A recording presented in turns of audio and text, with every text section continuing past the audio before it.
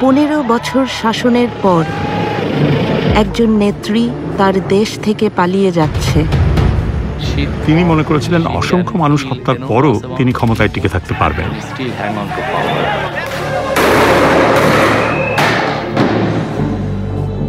Al Jazeera একজন নির্মম প্রধানমন্ত্রীর অন্তিম সময় প্রকাশ করছে।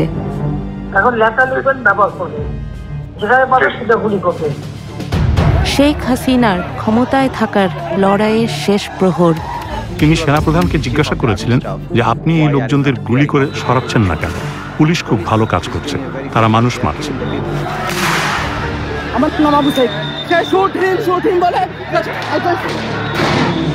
আমরা প্রকাশ করছি পুলিশ কিভাবে একটি হত্যাকাণ্ড গোপন রাখার চেষ্টা করেছিল। পিছন দিয়ে আমার ভাইয়ের লাশ নিয়ে যা পোস্টমর্টম করছে করে আমরা জানি কোনোদিনও বিচার না পাই। আর যে চিকিৎসক মিথ্যা বলতে অস্বীকার করেছিলেন। কিন্তু সাইদ হেড ইনজুরির জন্য মারা যায়নি, পুলিশের গুলিতে যেহেতু মারা গেছে। সহিংসতায় হাজার হাজার পরিবার ছিন্ন ভিন্ন হয়ে গেছে। আমি ঘৃণার বহিঃপ্রকাশ দেখছি। মানুষ আক্ষরিক অর্থেই তাদের ঘৃণা এখানে ঢেলে দিয়েছে। জুলাইয়ের 36 দিন, যে মাস শেষ হবার নয়। এই বাশার হাসিনার যে মসনদ সেটাকে একদম ভেঙে তছনছ করে দিয়ে যে তারা আর কখনো কাউকে হাসিনা হয়ে উঠতে দিবে না।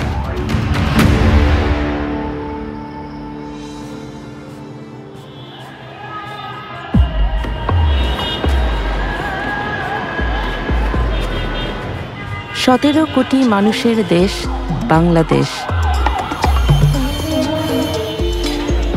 এর 1/3 তরুণ, কিন্তু তাদের কাজের সুযোগ খুবই সীমিত। রাজনীতিবিদরা এমন কোনো অর্থনীতি তৈরি করবেন যেখানে কাজের সুযোগ সৃষ্টি হবে। তরুণদের অনেকেই একথা বিশ্বাস করে না। 2024-এর জুনে বাংলাদেশের ছাত্ররা সরকারি চাকরিতে মুক্তিযোদ্ধাদের পরিবারের জন্য সংরক্ষিত কোটা ব্যবস্থার অবসান চেয়েছিল।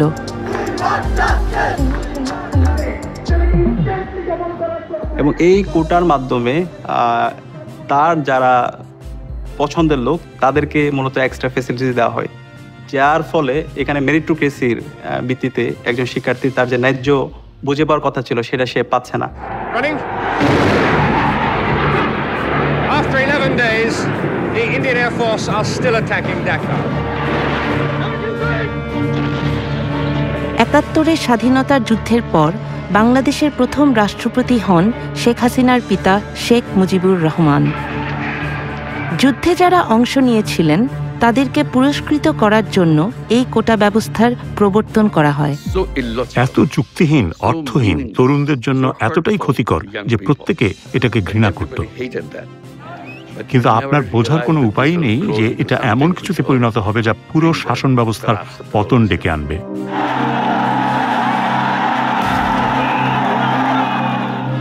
স্বাধীনতা যুদ্ধ এবং সেই যুদ্ধে তার বাবার ভূমিকা হয়ে ওঠে শেখ হাসিনার রাজনীতির মূল বয়ান। তিনি ভাবতেন এই দেশের স্বাধীনতা তার বাবা এনেছে, এই দেশ তার পৈতৃক সম্পত্তি। তিনি ভাবতেন এই দেশ তার রাজতন্ত্র। বাংলাদেশের রাজনীতির ইতিহাস সহিংস। 1975 সালে হাসিনার বাবা এবং পুরো পরিবার একটি রক্তাক্ত সামরিক অভ্যুত্থানে নিহত হন। প্রাণে বেঁচে যান শেখ হাসিনা এবং আওয়ামী লীগকে নেতৃত্ব দিয়ে ক্ষমতায় ফিরে আসেন 1996 সালে। তার 15 বছরের বক্তৃতাগুলো দেখুন। প্রায় প্রতিদিন, প্রতিটি বক্তৃতা, তার বক্তৃতার তৃতীয় বা চতুর্থ প্যারায় তিনি তার বাবা, তার মায়ের হত্যাকাণ্ড, তার পরিবারের ত্যাগের কথা বলতেন। তিনি ভেবেছিলেন দেশ শাসন করা তার জন্মগত অধিকার। She thought it's her birthright to rule the country. ছাত্রছাত্রীদের বিক্ষোভ যখন তীব্র আকার ধারণ করে তখন শেখ হাসিনা হয়ে ওঠেন আক্রমণাত্মক। মুক্তিযুদ্ধের বিরুদ্ধে এত ক্ষোভ কেন? তার কথা আন্দোলনরত শিক্ষার্থীদের আরো বিক্ষুব্ধ করে তোলে। মুক্তিযোদ্ধাদের নাতিপুতিরাও পাবে না, তাহলে কি রাজাকারের নাতিপুতিরা পাবে? সেটা আমার প্রশ্ন, দেশবাসীর কাছে প্রশ্ন, যে রাজাকারের নাতিপুতিরা সবকিছু পাবে, মুক্তিযোদ্ধারা পাবে না। মুক্তিযুদ্ধের সময় যারা বাংলাদেশের বিরোধিতা করেছিল তাদেরকে বলা হয় রাজাকার, বিশ্বাসঘাতক।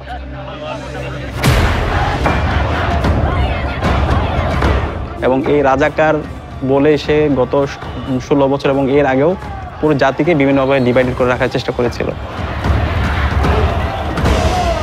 এবং সেদিন আমরা দেখতে পেয়েছি ঢাকা ইউনিভার্সিটির প্রত্যেকটা হল, ছেলেদের হল এবং মেয়েদের হল থেকে মিছিল নিয়ে তারা বের হয়েছিল এবং স্লোগান দিয়েছিল, তুমি কে আমি কে, রাজাকার রাজাকার। শহর জুড়ে বিশ্ববিদ্যালয় শিক্ষার্থীরা রাস্তায় নেমে আসে। শেখ হাসিনার ত্রাসের যুবশক্তি ছাত্রলীগ অস্ত্র হাতে প্রস্তুত ছিল। সেদিন আপনারা দেখতে পেয়েছেন আমাদের বোনদের রক্তাক্ত চেহারা এবং আমাদের অসংখ্য ভাইরা তারা নির্মমভাবে তারা আহত হয়। তখন আমরা আমাদের এই আহত ভাই বোনদেরকে নিয়ে হাসপাতালে গিয়েছিলাম। সেখানেও আমরা যখন এক্স-রে রিপোর্টের জন্য অপেক্ষা করছিলাম আমাদের ভাই বোনদেরকে নিয়ে, সেখানে ছাত্রলীগের সন্ত্রাসীরা এসে, যুবলীগের সন্ত্রাসীরা এসে আমাদের ভাই বোনদের উপর নির্মমভাবে তারা হামলা করে। শেখ হাসিনার ফোন আলাপের এক্সক্লুসিভ রেকর্ড আল জাজিরার ইনভেস্টিগেটিভ ইউনিটের হাতে এসেছে, যা তার নিজস্ব গোয়েন্দা সংস্থাই রেকর্ড করেছিল। ডিজিটাল ফরেনসিক অ্যানালাইসিসের মাধ্যমে সকল ফোন রেকর্ড যাচাই করা হয়েছে। এই ফোন আলাপে ছাত্রদের উপর নৃশংস হামলার 48 ঘন্টা পর শেখ হাসিনা ছাত্রলীগ নেতাদের সাথে কথা বলেন।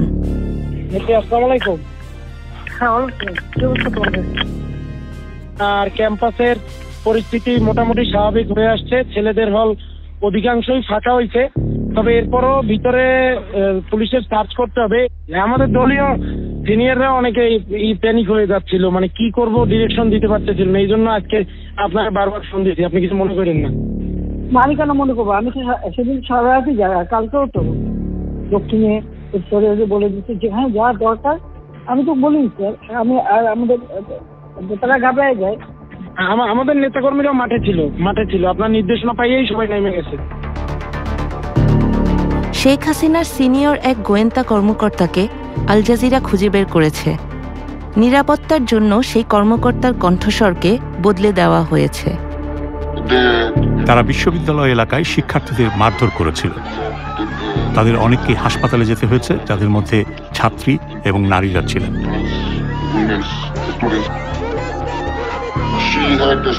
দলের উপর তার কঠিন নিয়ন্ত্রণ ছিল। ছাত্রলীগ এবং আমি বলবো দেশের প্রতিটি সেক্টরে সবকিছুর উপর তার একচ্ছত্র নিয়ন্ত্রণ ছিল। পর্যদুস্ত প্রধানমন্ত্রী বিশ্বাস করতেন এই বিক্ষোভের পেছনে বিএনপি এবং জামাতে ইসলামীর হাত রয়েছে।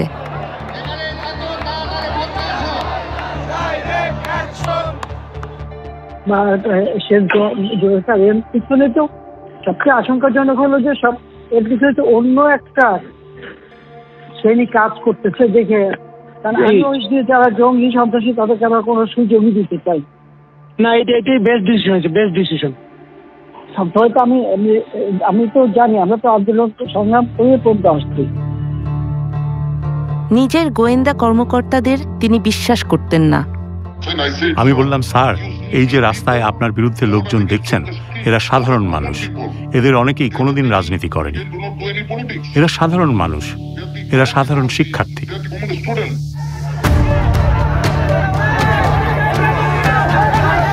ঢাকা থেকে 300 কিলোমিটার দূরে রংপুর এক ছাত্র সাংবাদিক একটি বিক্ষোভের সরাসরি প্রতিবেদন করতে যাচ্ছিলেন, যা অভ্যুত্থানের গতিপথই বদলে দেবে। তো সেদিন আমরা যখন ক্যাম্পাসের প্রথম গেটে আসি, আমাদের উদ্দেশ্য ছিল সাংবাদিকতার প্রফেশনাল জায়গা থেকে নিউজের উদ্দেশ্যে আমরা বের হই। ঠিক তখনই আমরা দেখি হচ্ছে পুলিশ এবং শিক্ষার্থীদের মুখোমুখি অবস্থান। এইদিকে পুরো ঘটনা যখন আমি নিজে নিজে ভাবি পুরো ঘটনাটা, আমার কাছে মনে হচ্ছে ওরা আবু সাঈদ টার্গেট ছিল শুরু থেকেই। মেধাবী ছাত্র আবু সাঈদ হতে যাচ্ছেন আন্দোলনের একটি গুরুত্বপূর্ণ চরিত্র। আর যখন শিক্ষার্থীদের সাথে যখন পুলিশের মারামারি হয়, পুলিশ 5 জন পুলিশ মিলে এসে সরাসরি আবু সাঈদের উপর অ্যাটাক করে। যখন আমি দেখি আবু সাঈদের উপর অ্যাটাক শুরু করে 5 জন পুলিশ লাঠি দিয়ে, ঠিক তার মাথায় পুলিশ যখন তাকে মারতেছিল, এতটা পুলিশ একসাথে মারতেছিল, আবু সাঈদ তখনও তার পুলিশকে একটা কথা বলেন, তখনও ঠিক তাকে মানে তার মুখ থেকে এটাও আসেনি যে আমাকে সেভ করেন। একজন শিক্ষার্থীকে মাথা ফেটে যাচ্ছে, মাথা থেকে রক্ত বের হচ্ছে। আপনার নাম কি? আমার নাম আবু সাঈদ, আমি ইংলিশ ডিপার্টমেন্ট 12 ব্যাচের স্টুডেন্ট। 12 ব্যাচের এক শিক্ষার্থীকে পুলিশ অতর্কিত হামলা করে তার মাথা ফাটিয়ে দিয়েছে। সে শুট হিম বলে ছাত্র সাংবাদিক ভিডিও গ্রহণ করছিলেন এবং বর্ণনা করছিলেন কি ঘটছে। যখন শিক্ষার্থীরা 1 নম্বর গেটে চলে আসে, সেই মুহূর্তে পুলিশ শিক্ষার্থীদের বাধার মুখে পড়ে ক্যাম্পাসের ভেতরে চলে যায়। গুলি করতে প্রিপারেশন নিচ্ছিল, তার পাশে যিনি ইনস্ট্রাকশন দিচ্ছিল উনি যখন এটা বুঝতে পারে, তখন উনি গুলি করার জন্য ওনাকে নিষেধ করে।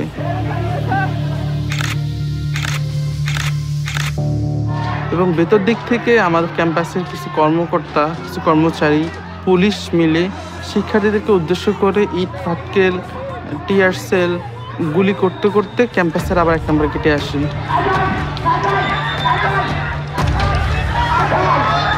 ঠিক সেই মুহূর্তে যখন শিক্ষার্থীরা চলে যাচ্ছিল পুলিশের বাধার মুখে পড়ে, আবু সাঈদ তাদেরকে ক্যাম্পাসের 1 নম্বর গেটে অবস্থান নেওয়ার জন্য, ইন্সপায়ার করার জন্য সে শুট মি বলে নিজের বুকটাকে ঠিক তখন পেতে দেয়।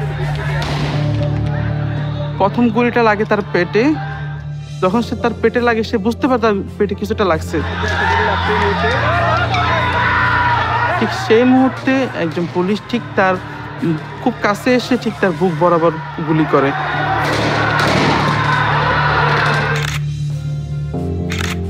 পরপর 2টা গুলি এসে তার বুকে লাগে।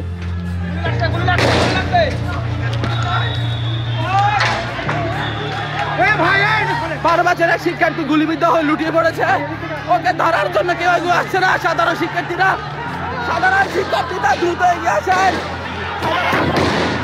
ঠিক সেই মুহূর্তে পুলিশ যে 4 জন 5 জন আমরা ছিলাম, আমরা আবু সাঈদ ভাইকে নিয়ে যাওয়ার জন্য নিয়ে যাচ্ছিলাম। ঠিক আমরা যাতে আবু সাঈদ ভাইকে না নিয়ে যেতে পারি, যাতে সেখানেই মারা যায়, পুলিশের উদ্দেশ্যটা ছিল ঠিক এরকম।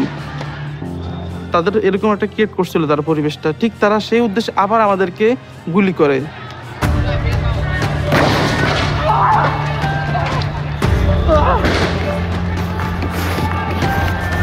আমার গায়ে গুলি পড়েছে, আমার গায়ে গুলি পড়েছে। আমরা আহত হই, আমরা যদি এখানে আবু সাঈদের মতো পড়ে যাই। আপনারা দেখেন আমার গায়ে গুলি পড়েছে। পুলিশ সাধারণ শিক্ষার্থীদের পাশাপাশি সাংবাদিকদের উপর গুলিবিদ্ধ করেছে। সাংবাদিকের উপরও গুলি করেছে। সে গুলিবিদ্ধ হওয়ার এবং আবু সাঈদ ভাইকে সেই অবস্থা থেকে আমরা সবাই করে করে নিয়ে যাই। আবু সাঈদ যে তার 2 হাতকে প্রসারিত করে সে বলেছিল, বুকের ভিতর অনেক ঝড়, বুক পেতেছি, গুলি কর। আবু সাঈদের শাহাদাতটা ছিল আমাদের জন্য সোর্স অফ ইন্সপায়ারেশন। সে যেভাবে তার 2 হাতকে প্রসারিত করে শহীদ হয়েছে, তখন আমরা প্রত্যেকে প্রতিজ্ঞা করেছিলাম আমরা প্রত্যেকে একজন আবু সাঈদ হব। আবু সাঈদকে হত্যার ভিডিওটি ভাইরাল হয়ে যায় এবং সমস্ত শিক্ষার্থীরা সেই সময় খুবই ক্ষুব্ধ হয়। তারা ভাবে যদি নির্দোষ আবু সাঈদের সাথে এটি ঘটে থাকে, তবে আমাদের সাথেও একই রকম ঘটনা ঘটতে পারে। আবু সাঈদের মৃত্যু সরকারকে বেশ চাপে ফেলে দেয়। শেখ হাসিনা জাতির উদ্দেশ্যে ভাষণ দেন। হত্যাকাণ্ড সহ যে সকল অনভিপ্রেত ঘটনা ঘটেছে, সুষ্ঠু ও ন্যায় বিচারের সাথে সে সকল বিষয় বিচার বিভাগীয় তদন্ত করা হবে।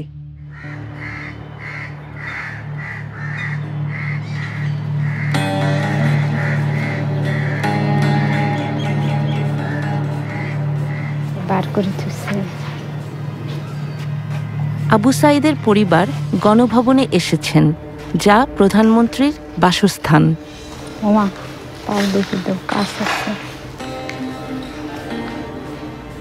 দেখি মনে হচ্ছে যে আমার নামে, ছেলের নামে সারা জায়গায় ছড়ে গেছে এবং হাসিনের এই গণভবন সাজসজ্জিতে সাজানো ছিল, এগুলো এখন নিশ্চিহ্ন হয়ে গেছে, ভাঙচুর হয়ে গেছে, এখন তো হয়েছে ছাড়া বাড়ির মতো, তাই নয়? সব নস্বাধ, ধুলিস্বাধ। মনে করেই তার বন্ধুরা এখানে ভাইয়ের নামটা লিখছে, অনেক ভালো লাগছে ভাইয়ের নামটা দেখে। ভাইয়া অনেক ভালো ছিল, সাদা মনের ছিল।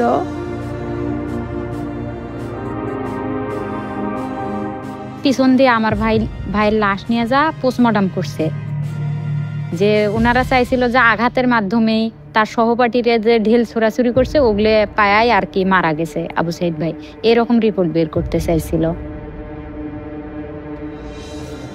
ওকে। আবু সাইদ যেদিন নিহত হন সেদিন হাসপাতালে কর্তব্যরত ছিলেন ডাক্তার ইসলাম। সাইদের মৃত্যু হয়েছে মাল্টিপল প্লেট ইনজুরিতে এবং ইন্টারনাল হেমোরেজের ফলে তার মৃত্যু হয়েছে শর্টগান ইনজুরিতে, শর্টগানের গুলিতে, এবং এটা হোমিসাইডাল। এটাই যদি ডাক্তারের চূড়ান্ত সিদ্ধান্ত হতো তাহলে শেখ হাসিনার সরকারের জন্য অত্যন্ত ক্ষতিকর হতো। আমার মনে হয়েছিল যে পুলিশ আসলেই ব্যাপারটা সিরিয়াসভাবে রিয়েলাইজ করেছে, যেহেতু এটা এক্সট্রা জুডিশিয়াল কিলিং ছিল। পুলিশ ফেঁসে যাচ্ছে যে পুলিশ গুলি করে মেরে ফেলছে, এই জন্য তারা চাচ্ছিল যে আমি যেন হেড ইনজুরিটাকে ফোকাস করি। আল জাজিরার হাতে আসা গোপন কল রেকর্ডিং থেকে জানা যায় যে হাসিনার সবচেয়ে বিশ্বস্ত মিত্র সালমান এফ রহমান পুলিশ প্রধানকে ফোন দিয়েছেন। হ্যালো, আচ্ছা মামুন, ওই যে রংপুরে যে আবু সাইদ যে মারা গেল, ওর পোস্টমর্টম হয়েছে? রিপোর্ট পাইছেন আপনারা? এখনো পাইনি। চিকিৎসক ইসলামকে প্রচুর চাপের সম্মুখীন হতে হচ্ছিল। সাইদের গুলিবিদ্ধ হওয়ার পর থেকেই 3টার পর থেকে পুলিশ আমার সাথে যোগাযোগ করে। আমার কাছেও অনেক দিক দিয়ে ফোন আসছিল যে অটোপসি হচ্ছে কিনা, হবে কিনা। এখনো পান নাই কেন? এত সময় লাগে কেন? এটা আমাদেরকে দেয় নাই স্যার, এবং আমাদের সাথে তো ওরা লুকোচুরি খেলে। এবং পুলিশের ঊর্ধ্বতন কর্মকর্তারা 4:30, 5টার পর থেকে আমার সাথে কথা বলতে শুরু করে, এবং তারা এটা খুব গুরুত্বের সাথে করে, যেহেতু লাইভ প্রোগ্রামে গুলি হয়েছে সারা বিশ্ব, এবং তারা আমাকে বলে যে দ্রুত পোস্টমর্টমটা করে দিয়ে যেন আমি লাশটা ডিসপাস করে দিই, এবং এটাও বলে যে সাইদের মাথায় কিন্তু আঘাত হয়েছে, এটাকে আপনি ফোকাস করবেন বেশি। বডি পোস্টমর্টম করা হয়েছে তো? করা হয়েছে তো, রংপুর মেডিকেল করেছে, আমাদেরকে পোস্টমর্টম রিপোর্ট দিতে সময় লাগবে কেন? যদি করে থাকে লুকিচুরি কে খেলতেছে? রংপুর মেডিকেল? রংপুর মেডিকেল রিপোর্টে আসলে রিপোর্ট আমাকে 5 বার লিখতে হয়েছে। রিপোর্ট আমি প্রতিবার রিপোর্ট লিখি, জমা দিতে যাই, পুলিশের মনোপুত হয় না। শেখ হাসিনার গোয়েন্দা সংস্থার প্রধানরাও মেডিকেল রিপোর্টটি সংগ্রহ করার চেষ্টা করছিলেন। প্রধানমন্ত্রী আমাকে বললেন যে আবু সাইদ গুলিতে মারা যাননি। আমি ডাক্তারদের কাছ থেকে রিপোর্টটা পাচ্ছিলাম না। আমি চেষ্টা করেছি রিপোর্টটা নিতে, কিন্তু ডাক্তাররা রিপোর্টটা লিখতে অনাগ্রহী ছিলেন। আমরা বললাম কি হয়েছে, এটাও আমাদের সাথে বলতে অনেক সময় আছে না যে তার যে একটা কিছু হইলে এরপরে আমাদেরকে, আমরা তো কিছু হইলে বলি যে এই ডাইমেনশনে যাচ্ছে, আমরা এইভাবে প্রস্তুত আছি, এরকম তো কিছু আছে। ওরা আমাদের সাথে কোনো কথাই বলে না। আচ্ছা দেখি, আমি দেখি।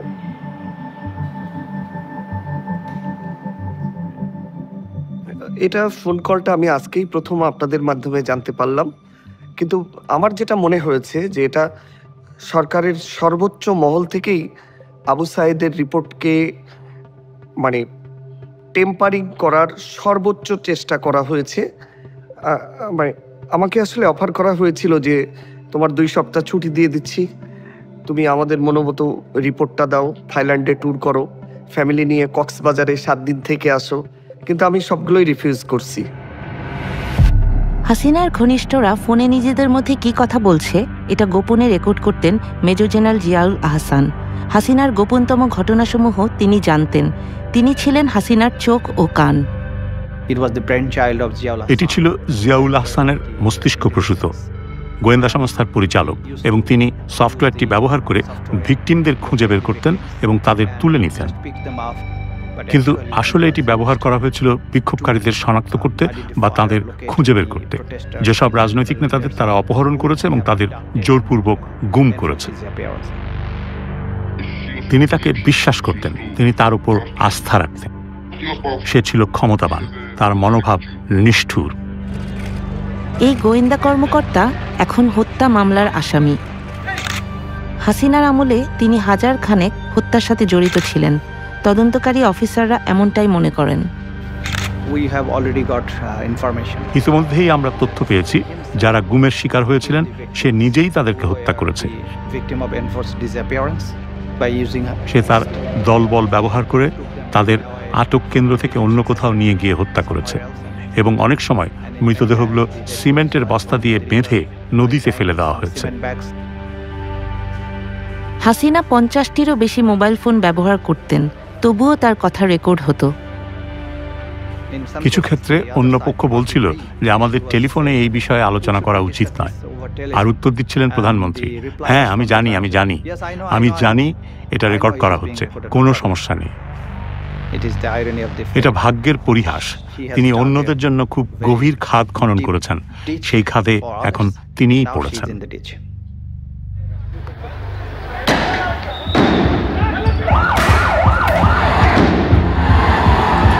এরই মধ্যে রক্তক্ষয়ী লড়াই শুরু হয়ে গেছে। শত শত তরুণ বিক্ষোভকারীকে গুলি করে হত্যা করা হয়েছে, আহত হয়েছে হাজার হাজার মানুষ। চেস্টে বুলেট ইঞ্জুরি পাইছি, আমরা ফেসে বুলেট ইঞ্জুরি পাইছি, বুলেট ইঞ্জুরি পেশেন্টগুলো খুব বেশি পাইছে, এবং চাপাতিতে যে আঘাত করাটা বলে যে নাইফ দা ছুরি দিয়ে আঘাত করে স্ট্যাব ইঞ্জুরি এগুলো আমরা অনেক বেশি পেশেন্ট পাইছি শেষের দিকে এসে।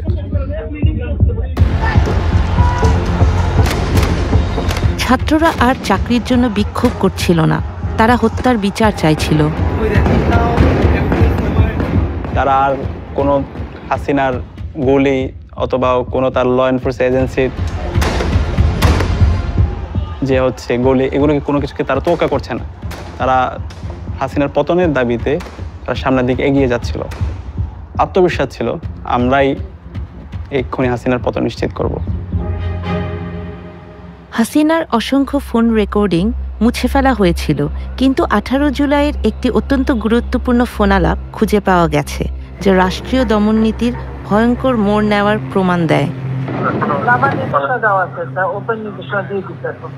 এখন লেখা লিখবেন, ব্যবহার করবে, যেখানে পাবে সেটা গুলি করবে, ওটা বলা হচ্ছে। এখন আমি এতদিন বাধা দিয়ে রাখছিলাম, ওই যে স্টুডেন্টরা ছিল ওদের সত্যি কথা চিন্তা করে। এই ফোনটি তিনি করেছিলেন তার নিকট আত্মীয় ঢাকা দক্ষিণের শক্তিশালী মেয়র ফজলে নূর তাপসের কাছে। আর যেখানে গ্যাদারিং বলতে সেখানে ওই উপর থেকে, এখন উপর থেকে পাচ্ছি, অলরেডি শুরু হচ্ছে কয়েকটা জায়গায়। এই অভিযানের একটি সাংকেতিক নাম ছিল যা অপারেশন ক্লিন ডাউন নামে পরিচিত, যেখানে সর্বাধিক সংখ্যক বিক্ষোভকারী জড়ো হয় সেখানে ড্রোন ব্যবহার করে এবং তারপর তারা হেলিকপ্টার পাঠায় তাদের হত্যা করার জন্য। থেকে টিয়ার গ্যাস মারছে এবং ওই সঙ্গে বুলেট ডাইরেক্ট শর্ট করছে। তো আমরা ওইরকম শর্টের পেশেন্ট পাইছিলাম উপর থেকে ডিরেক্ট শর্টের পেশেন্ট অ্যাবাউট 4 থেকে 5 জনের মতো ওই সময়। যখন আমাদের হসপিটালের সামনে টার্গেট করে হেলিকপ্টারতে গুলি এবং টিয়ার শেল ফেলানো হয়েছে। তার গোয়েন্দা সংস্থা যখন আড়ি পেতে শুনছিল, প্রধানমন্ত্রী তখন আরো সব পরিকল্পনা প্রকাশ করে ফেলেন।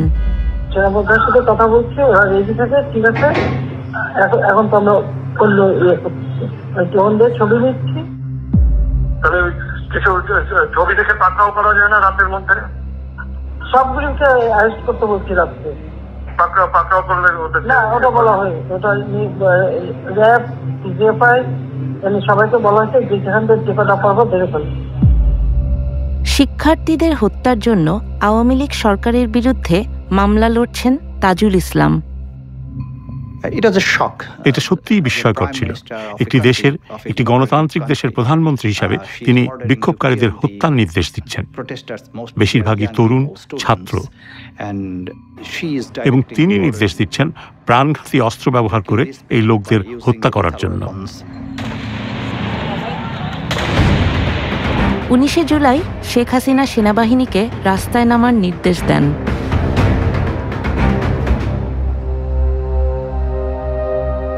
সে ছিল খুব লম্বা এবং সুদর্শন। যখন সে তার বন্ধুদের সাথে থাকত তখন তাকে সবসময় মনে হতো সে যেন নিজেই একটা মিনার। এসব নৃশংসতা 19 বছর বয়সী মাহমুদুরকে দারুণভাবে প্রভাবিত করে।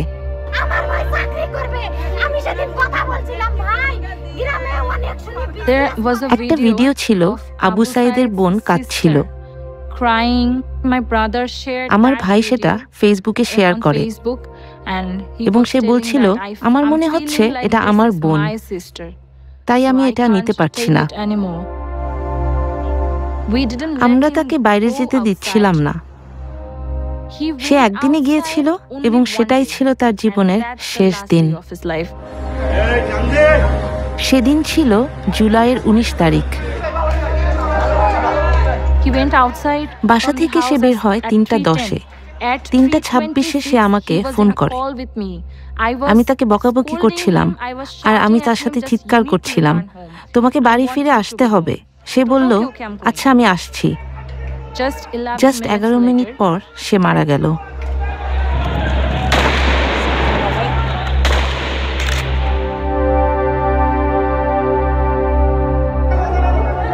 মাহমুদুরের মরদেহ নিকটস্থ হাসপাতালে নেওয়া হয়।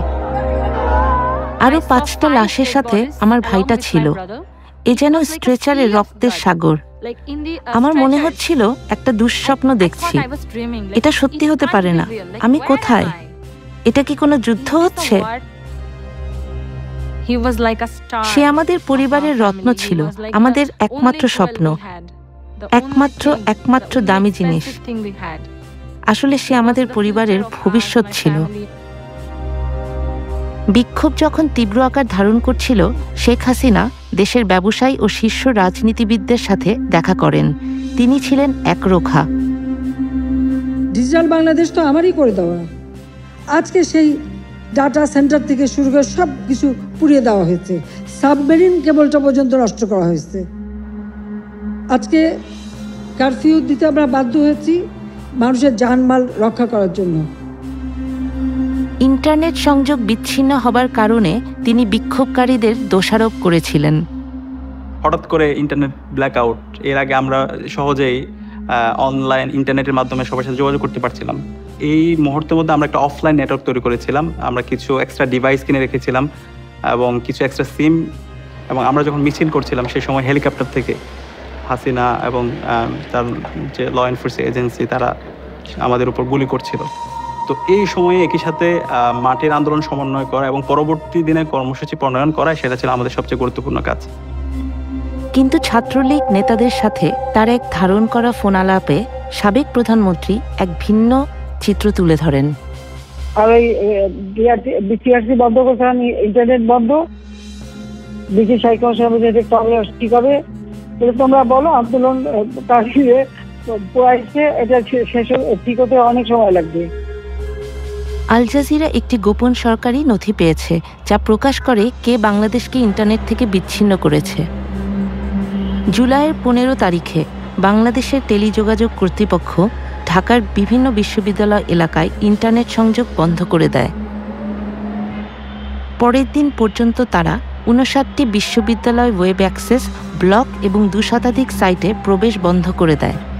18 জুলাই থেকে শেখ হাসিনার গোপন পর্যবেক্ষণ ইউনিট এনটিএমসি সমগ্র ওয়েব অ্যাক্সেসের উপর নিয়ন্ত্রণ নিয়ে ফেলে। পরের কয়েক সপ্তাহ ধরে তারা একের পর এক সোশ্যাল মিডিয়া সাইট বন্ধ করে দেয়। কিন্তু সহিংসতার ভিডিও তখনও বাইরের বিশ্বে পৌঁছাতে পারছিল। শেখ হাসিনার একটি পরিকল্পনা ছিল। শেখ হাসিনা ঢাকা উত্তর সিটি কর্পোরেশনের মেয়র আতিকুল ইসলামের সাথে কথা বলছিলেন। তিনি এমন প্রচারণা চাইছিলেন যাতে বোঝানো যায় সহিংসতার আসল ভুক্তভোগী হলো তার সমর্থকরাই। আপনার কাছে আছে আপা? আচ্ছা, তাহলে আপনি একটু, তাহলে আমি আপনার কাছে আমি ইয়া করে দেন আপা, আমি সব পাঠাই দিচ্ছি আপা। আমাদের C40 হোল ওয়ার্ল্ডের মেয়রদের ফোরাম সাদেক খানের নেতৃত্বে, ওরাও বলছে কি করতে পারি বলো। আমি সাদেক খান তো আমার সাথে ক্লোজ ফ্রেন্ড, লন্ডনের মেয়র। কথা বলো, সাথে কথা বলো। এইসবই সবকে আবার ওখানে পাঠানো আছে, মানে সব অ্যাম্বাসাডারদের কাছে মোটামুটি দেওয়া আছে। না, এটা ভালো বলছেন আপা, আমাদের গ্রুপে আছে আপা, আপনি তো পাঠাচ্ছেন, আমি মেয়রদের কাছে পাঠিয়ে দিলেন না। কিন্তু দৈনিক ছাত্র হত্যার তথ্যসমূহ কিছুতেই ধামাচাপা দেয়া যায়নি। ওই সময় আমরা অনেক ইনজুর্ড পেশেন্ট পাইছি, অনেক খুব গ্রিভিয়াসলি হার্ট পেশেন্ট যেগুলো হয়েছে, তাদের সেসব পেশেন্টগুলো আমরা পাইছি ওই সময়, এবং তাদের অবস্থা মানে খুবই খারাপ। আমরা ওই সময় খারাপ ছিল, এবং ওই সময় পেশেন্টগুলার আমরা বেশিরভাগই পাইছিলাম বুলেট ইনজুরি। এবং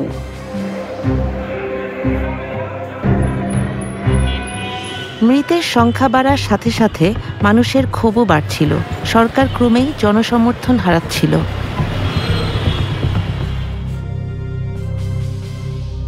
কয়েকদিন পরে হাসিনা এই গণভবনে নিয়ে আসলো বাধ্য করে,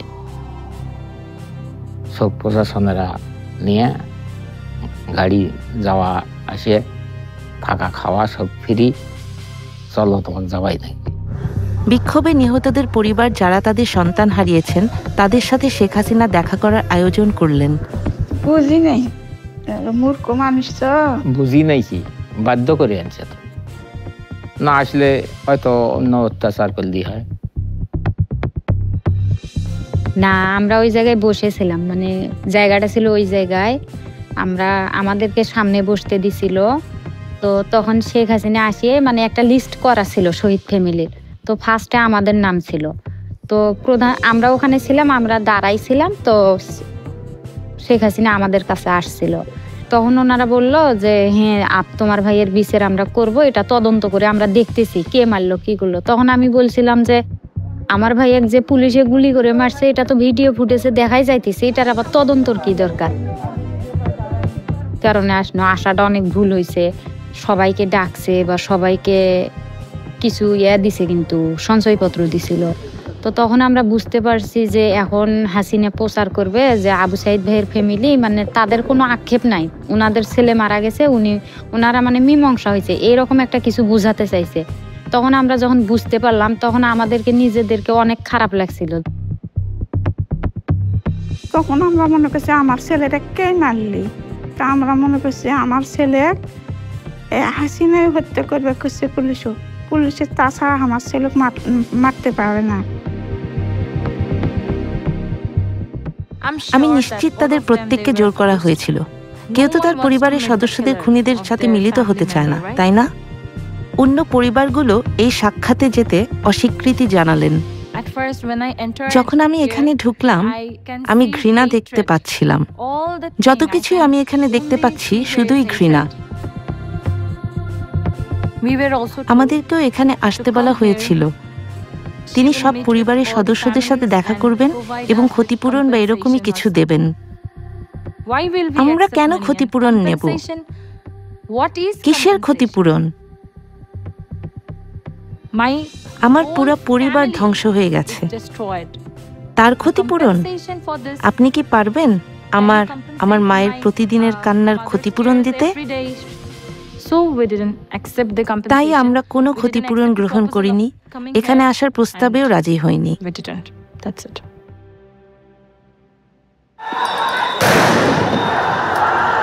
হাসিনার বাসস্থানের বাইরে সহিংসতা ধীরে ধীরে নিয়ন্ত্রণের বাইরে চলে যাচ্ছিল।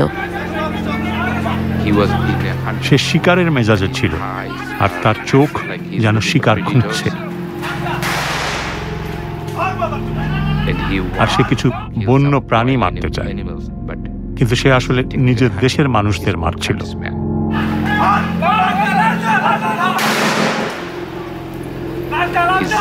তার নামের ফলকটি আমি খুঁজে পেয়েছি, যার নাম রেদওয়ান।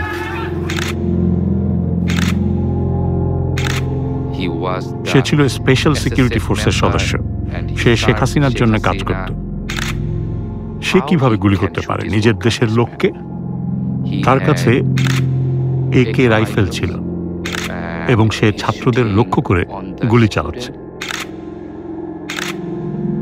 আমি তাকে জিজ্ঞাসা করেছিলাম, এটা কি ধরনের রাইফেল? এটা কি অ্যাসল্ট রাইফেল? এটা কি প্রাণঘাতী? তিনি হ্যাঁ বলেছিলেন। তদন্ত সংস্থা তার সাক্ষাৎকার নিয়েছে, জিজ্ঞাসাবাদ করেছে এবং সে বলে, আমি কিছু লোকের সাথে কথা বলেছি। সে সরকারের উচ্চপদস্থ কর্মকর্তাদের কাছ থেকে নির্দেশনা নিচ্ছিল। সে একটি উদাহরণ স্থাপন করার চেষ্টা করছিল এবং দেখানোর চেষ্টা করছিল যে সে শেখ হাসিনার প্রতি কতটা অনুগত। সেদিন তখনও পর্যন্ত আমরা জানতে পেরেছিলাম যে প্রায় 20 জনেরও বেশি লোককে হত্যা করা হয়েছে।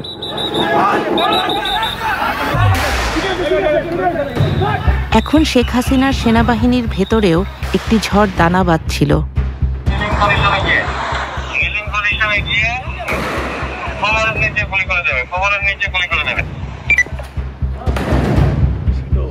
ঢাকার পুলিশ কর্মকর্তাদের কাছে পাঠানো পুলিশ কমিশনার হাবিবুর রহমানের একটি রেডিও বার্তা আল জাজিরা সংগ্রহ করেছে।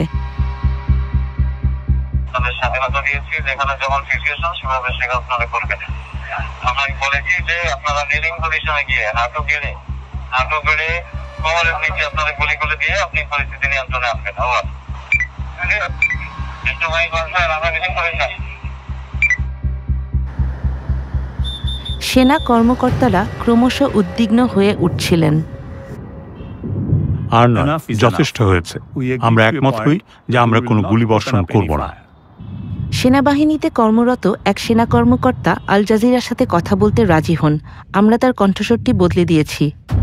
যদি গুলির নির্দেশ আসে, আমরা বিট্রে করব, আদেশ অমান্য করব।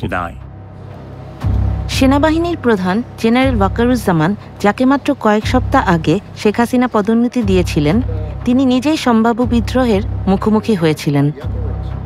তিনি সব অফিসারদের ডাকেন মূলত তাদের মনোভাব বোঝার জন্য। সব অফিসার সেই কনফারেন্সে যোগ দেন। সেনাবাহিনীর তরুণ অফিসাররা তাদের কমান্ডারদের প্রশ্নবিদ্ধ করতে থাকেন। তারা ভীষণ রাগান্বিত ছিলেন। 3রা আগস্ট আমরা প্রশ্ন তৈরি করেছিলাম, অস্ত্র ও গোলাবারুদ এই মানুষদের, আমার জনগণের, আমরা কেন এটি আমাদের জনগণের বিরুদ্ধে ব্যবহার করব?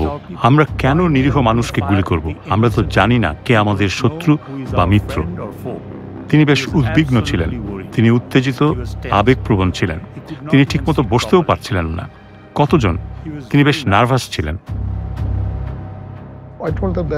আমি তাদেরকে বললাম, পরিমিত শক্তি প্রয়োগ করো, জনতাকে গুলি করো না। আমরা মনে করি না যে এটা করা উচিত, কারণ নিরীহ বেসামরিক মানুষ, শিক্ষার্থীরা তো বিক্ষোভ করছিল কোনো একটা কারণে, আর পুলিশ তাদের উপর গুলি চালিয়েছিল। এটা খুবই খুবই উদ্বেগজনক ছিল, খুবই উদ্বেগজনক।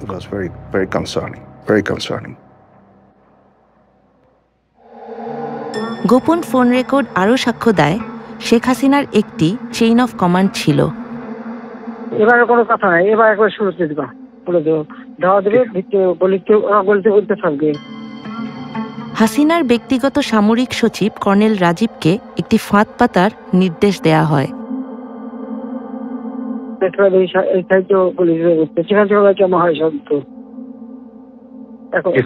শুধু ওই অল্প জমা থাকলে করতে হবে, তাহলে ওনারা আসবে না। ঠিক আছে স্যার। 3 তারিখে তিনি আবারও পদত্যাগের কথা বললেন। মানুষ মরছে, মানুষ খুন হচ্ছে। তিনি জানতেন যে তাকে ক্ষমতায় থাকতেই হবে, যাই হোক না কেন। তাই 4র্থ দিনটিও ছিল খুবই নৃশংস একটি দিন। এদিকে তারা চেষ্টা করছিল মিছিল নিয়ে গণভবনে যেতে, কিন্তু মিছিলকারীরা আগাতে পারছিল না, কেননা পুলিশ সমানে গুলি করে হত্যাযজ্ঞ চালাচ্ছিল।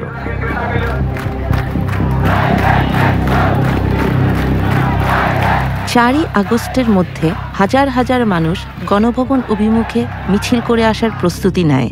হাসিনা তার নিরাপত্তা প্রধানদের সাথে সর্বশেষ বৈঠকটি করেন। তিনি সেনাবাহিনী প্রধানকে বলছিলেন, কেন আপনি গুলি করে সব মানুষকে সরিয়ে দিচ্ছেন না?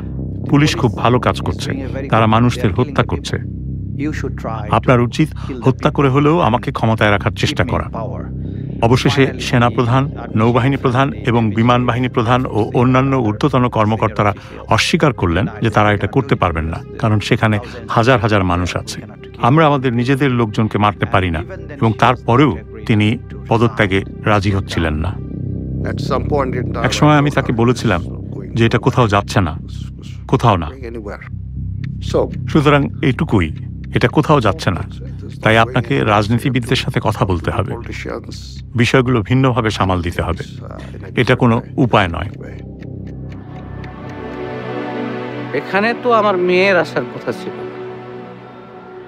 এখানে আমার মেয়ে এসে কি করত? উল্লাস করত। বিলাসবহুল বাড়ি, যেখান থেকে শেখ হাসিনা শুধু দুষ্ট মন্ত্র চালাইত। গণভবন ঘেরাও করতে আসা হাজার হাজার মানুষের একজন নাফিসা, যার বয়স 17। নাফিসার পড়াশোনা শেষ করার পরে ওর স্বপ্ন ছিল ও ডাক্তার হবে, বাইরে যাবে, বিদেশে যাবে। ঠিক 10:30টায় আমাকে 2টা ছবি পাঠিয়েছে। এটি ছিল এ অভ্যুত্থানের শেষতম দিন, একই সাথে নৃশংসতম দিনও বটে। তখন ঢাকার প্রত্যেকটা প্রবেশ মুখ থেকে লক্ষ লক্ষ জনতা তারা গণভবন অভিমুখে রওনা দিয়েছে। ওরা অনেক দূর আগায় গেছে, একেবারে ঠিক যাইতেছে। এর মধ্যে পুলিশ টিয়ার শেল মারে, গ্যাস মারে, তারপরে সাউন্ড গ্রেনেড মারে। আমি শুনতেছি মোবাইলে সবকিছু। বাসায় যাও, কেউ বলছে যে আব্বু আমি কিন্তু বাসায় যাব না। এখনকার যে পরিস্থিতি, এই যে আন্দোলন করলাম, এটার সুফল না পাওয়া পর্যন্ত বাড়িতে যাব না। দেশের সবচেয়ে ক্ষমতাধর রাজনীতিবিদের 15 বছরের শাসনের নিষ্পত্তি কয়েক মিনিটের মধ্যে ঘটতে যাচ্ছে। সেনাবাহিনী বলল, এখান থেকে সরে যাওয়ার জন্য আপনার হাতে 40 মিনিট সময় আছে, নইলে লোকজন এসে সবকিছু ধ্বংস করে দেবে। তিনি এতটাই আবেগপ্রবণ হয়ে পড়েছিলেন যে বলছিলেন, তাহলে তোমাদের উচিত এখনই আমাকে হত্যা করা এবং এখানে গণভবনের মাটিতে পুঁতে ফেলা। হাজার হাজার মানুষ ইতোমধ্যেই জড়ো হয়ে গিয়েছিল। আমরা ঢাকায় এসেছি কারণ আমরা আর হাসিনাকে চাই না, কারণ সে অনেক ছাত্রকে হত্যা করেছে, তাই আমরা তাকে আর চাই না। সেনাপ্রধান সকালে গণভবনে যান, আর হাসিনা সেটা যখন জানতে পারেন তখন তিনি খুব জোরে কাঁদতে শুরু করেন, যেন তিনি রাগে ফেটে পড়েছেন এবং কান্নায় ভেঙে পড়েছেন।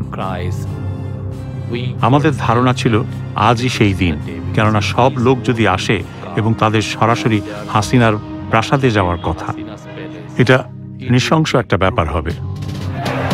এটা ছিল হাসিনার ক্ষমতার অন্তিম সময়।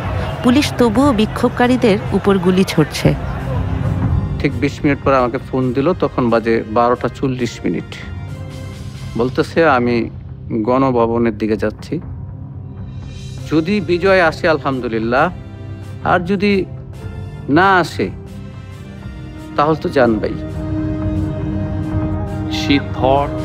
তিনি ভাবলেন বিপুল সংখ্যক মানুষকে হত্যা করে তিনি ক্ষমতায় টিকে যেতে পারেন। ঠিক আছে, তাদের এখানে আসতে দেন। কিন্তু তার বিশেষ নিরাপত্তা বাহিনী, যারা প্রাসাদের পাহারা দেয়, যারা নিরাপত্তা দেয়, তারা বলল যে আমরা পারবো না, জনসমুদ্র নিয়ন্ত্রণ করার কোনো উপায় নেই, আমরা এত মানুষকে হত্যা করতে পারি না। 15 মিনিট আবার পর ফোন দিল আমাকে, যে আব্বু তুমি টিভি দেখো। Breaking news story, Bangladesh Prime Minister Sheikh Hasina has resigned. জনতার বিপুল স্রোত যখন গণভবনমুখী, তখন শেখ হাসিনা শহর ছেড়ে পালিয়ে গেলেন। আমি যাকে তখন তাকে ফোন করি, তো ওই পার থেকে একটা ছেলে মোবাইলটা রিসিভ করে বলতেছে মোবাইলটা যার, সেই মেয়েটা গুলিবিদ্ধ হয়েছে। কিছুই নিতে পারি না, শুধু মোবাইলটা হাতে আমি ধরতেছি। নৌকা পার হওয়ার মাঝামাঝি যাওয়ার পরে আমার মেয়ে মোবাইল লক খুলে মাস্ক সরাইয়া আমাকে ফোন দিছে, আব্বু আমি মনে হয় বাঁচবো না, আমার লাশটা তুমি নিয়ে যেও, আমি মরে যাব। এই কথাটা যখন বলছে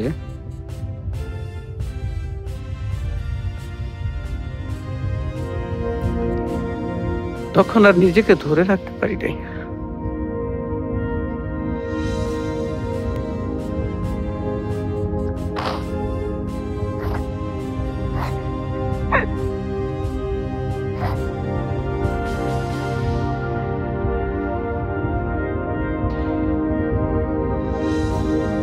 তো দৌড়াইতে দৌড়াইতে যাইতেছি,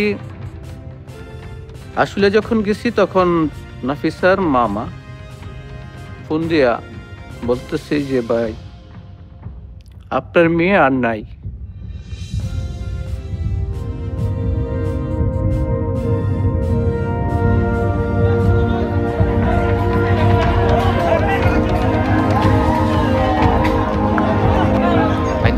আমি আমার জীবনে এমন পরিস্থিতি কখনো দেখিনি।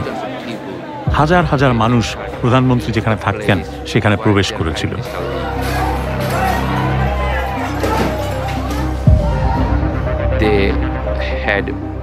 তার উপর তাদের প্রচন্ড রাগ ছিল। তারা বলে যে আমরা অবশ্যই সেসব জিনিস সংগ্রহ করে স্মৃতি হিসাবে রাখবো, যাতে আগামীতে যেই রাজনীতিবিদরা আসবে তারা যেন বুঝতে পারে আমাদের সাথে যদি হাসিনার মতো আচরণ করা হয় তাহলে আমরা আপনাদের সাথেও একই কাজ করব। আমি ন্যায় বিচারের জন্য লড়াই করব, শেষ নিঃশ্বাস পর্যন্ত লড়াই করব। আমি জানি না আমি ন্যায় বিচার পাবো কিনা। আজকে যদি আমার জায়গায় আমার ভাই থাকতো, সেও এটা ছেড়ে দিত না। তাহলে আমি তাকে কি জবাব দেব? তাহলে আমি তাকে এতটুকু বলতে পারবো যে আমি ন্যায় বিচারের জন্য লড়াই করেছি। দেশটা স্বাধীন না হওয়া পর্যন্ত তোরা ছাড়ি দেন না, সেই ছাত্ররা দেশটা স্বাধীনই করছে। স্বাধীন করার সূত্রটা তো আমার ছেলের কাছ থেকে।